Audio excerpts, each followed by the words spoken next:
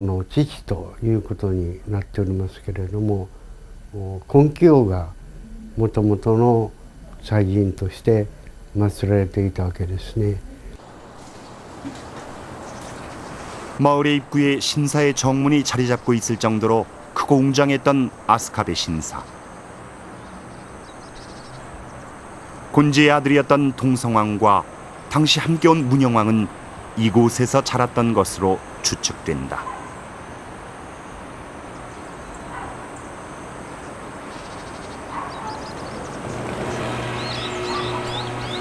아스카베 신사의 제신으로 모셔진 곤지는 단순히 이곳에 정착한 이주민이 아니라 특별한 세력이 아니었을까? 곤지가 이곳에 머문 것은 15년. 곤지는 아스카베 일대를 개척해 나갔던 것으로 보인다.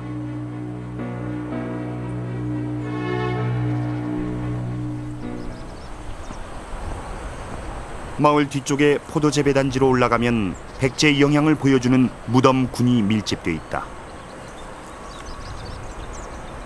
간논치카 고분. 최근에 발굴된 이 고분군은 전형적인 백제 양식인 횡렬식 석실 형태를 보여준다.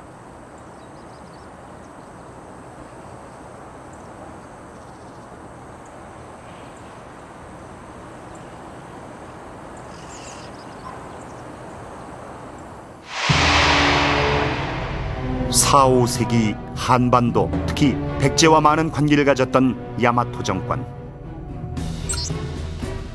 이때 야마토로 건너갔던 많은 백제계 이주민들은 단순한 문물교류 차원을 넘어 야마토 지역에서 상당한 정치적 지위를 가졌던 것으로 보인다. 백제 문영왕을 연구해온 소진철 교수. 소 교수는 야마토 외왕이 중국 송에 478년 보낸 상표문을 해석하고 충격을 받았다. 내용에 따르면 상표문을 보낸 외왕 무는 문영왕이었다. 고구려가 침범하고 있다는 얘기도 오고 갔는데 송순제에게 보낸 478년의 외왕 무의 상표문엔 무도한 고구려가 우리를 집어삼키려 하는데 결연히 대처하려고 했지만 갑작스런 아버지와 형의 죽음으로 거상 중에 있다는 내용이 적혀 있다. 475년에 그 왕과 왕의 아들 태자가 죽었다는 기록은 일본 서기에도 나오고 우리 삼국 사기에도 나와요.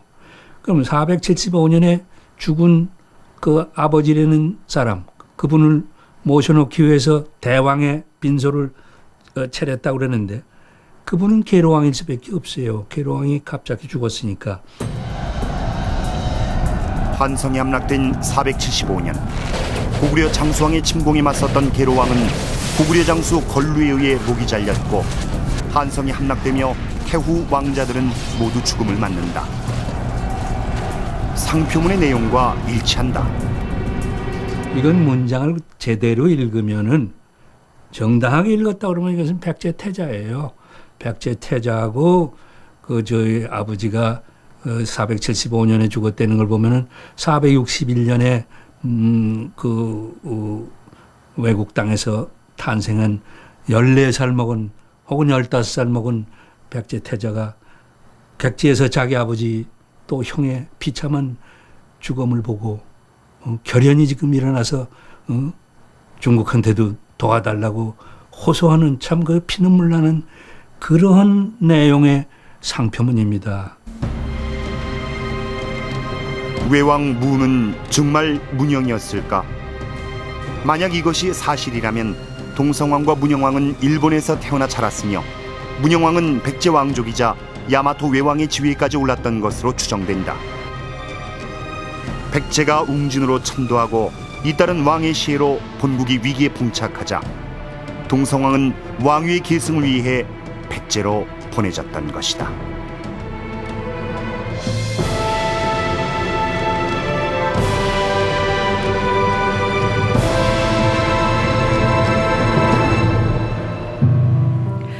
야마토웨가 백제의 제후국이었고 또 백제 태자들이 외의 왕으로 파견됐다가 귀국해서 백제 왕으로 등극했다는 주장은 참으로 놀랍습니다. 일본 학자들은 당시 야마토의 찬진, 제흥무 외 5왕이 천황의 계보에 속하는 인물들이고 또 거기에 나오는 외왕이 모두 다 천황을 의미한다고 주장합니다. 하지만 이 야마토의 찬진, 제흥무 이 5 외왕이 천황 중 각각 어느 천황을 일컫는지에 대해선 정확한 대답을 하지 못하고 있습니다. 그에 비해 야마토의 5 외왕 중 무왕이 문영왕이라는 소진철 교수의 주장은 어쩌면 이 백제와 야마토 외의 관계를 규명하는데 좀 더 설득력이 있어 보입니다. 자, 다시 동성왕 피습 사건으로 돌아가 보겠습니다. 유년 시절 일본에서 돌아와 백제 왕이 된 뒤 왕권 강화에 나선 걸출한 군주 동성왕. 그의 이러한 시도들은 일정 부분 성과를 거둔 것 같은데 어떻게, 왜 피습 사건이 발생하게 된 걸까요? 동성왕의 왕권 강화는 계속됐다. 덕설 진노를 과감하게 병관좌평에 임명하고 신진세력 내법좌평 사약사를 남제의 사신으로 보낸다. 강한 한성 귀족 세력에 맞서 동성왕이 왕권을 확립하는 길은 신진세력을 키우는 것이었다.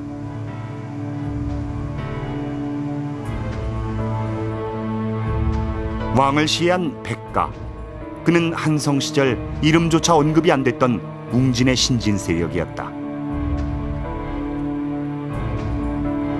백가가 임명된 위사좌평 직위는 현재의 경호실장에 해당하는 자리. 동성왕은 왜 백가를 왕의 최측근 자리에 앉혔을까?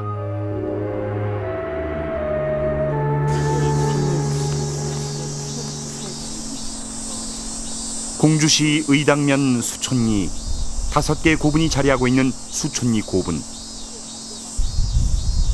지난 2003년 농공단지 조성 과정에서 발견된 고분군의 주인공을 학계에선 백시 세력으로 보고 있다. 금동 관모를 비롯해 금동 신발, 환두대도가 출토돼 백시가 공주 지역의 상당한 지배 세력이었음을 짐작해 한다.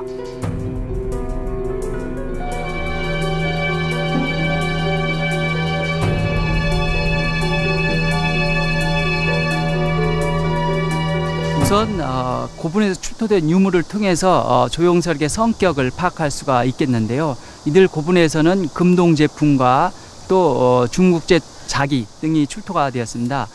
이들 유물을 흔히 우리가 이제 위세품이라고 불리는데 이들 위세품이 부장된 그 고분의 주인공들은 당시 이 지역에서 가장 위상이 높았던 제지 세력으로 볼 수가 있습니다. 그리고 이들 고분은 백제가 공주로 천도하기 이전에 조성된 고분들인데 왕도를 공주로 정하는 데 있어서 중요한 영향력을 끼친 그런 세력으로 볼 수가 있습니다. 백시는 단순히 신진 세력을 넘어 웅진으로 천도를 도왔던 세력이었다.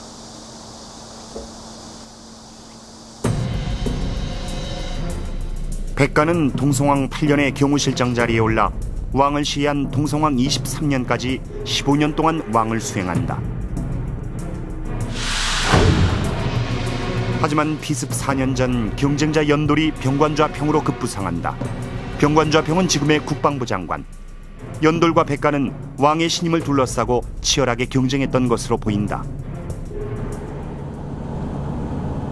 백가가 이 권력 투쟁에서 밀렸던 것일까? 동성왕 23년 왕이 피습되던 그해 백가는 가림성 성주로 발령받는다. 구여군에 있는 가림성은 전략적 요충지이긴 하지만 수도 웅진에서 보면 변방이었다. 동성왕이 직접 축조하게 한 가림성이었지만 웅진의 제지 세력이자 왕의 최측근이었던 백가에게 부여 가림성 발령은 지방좌천이나 다름없었다. 백가는 병을 핑계로 가지 않으려 했지만 동성왕은 이를 허락하지 않았다. 백과를 대표로 하는 신진